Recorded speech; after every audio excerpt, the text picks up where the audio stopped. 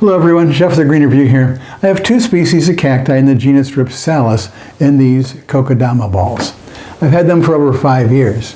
Ripsalis is a genus of about 35 species of epiphytic cacti, commonly called mistletoe cacti because the fruit on these cacti looks similar to the fruit on real mistletoe. They're found growing on trees and rocks in Central America, the Caribbean, and the northern regions of South America down into Brazil. This one is Ripsalis baxifera, and it's the only one found in Africa. You can see why it's sometimes called the spaghetti cacti. This one is Ripsalis elliptica. It has a few open flowers that are typical of what Ripsalis flowers look like. The spaghetti cactus bloomed last summer and still has a few berries left on it. These are not leaves, these are stems. Ripsalis cacti can have flat stems like on this elliptica. They can be thin tube-shaped branches like on the spaghetti cactus. Thick tube shapes, as thick as your finger.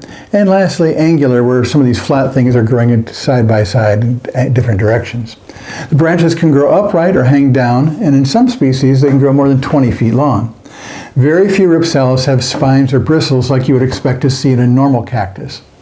A few species have branches that are tinged in pink or purple.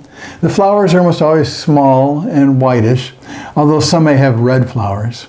The resulting fruit are almost always white, with some being pink or red.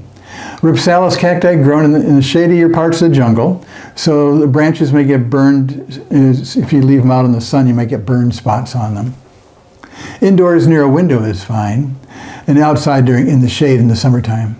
Being a jungle cactus, they're not drought tolerant, but overwatering is also a problem.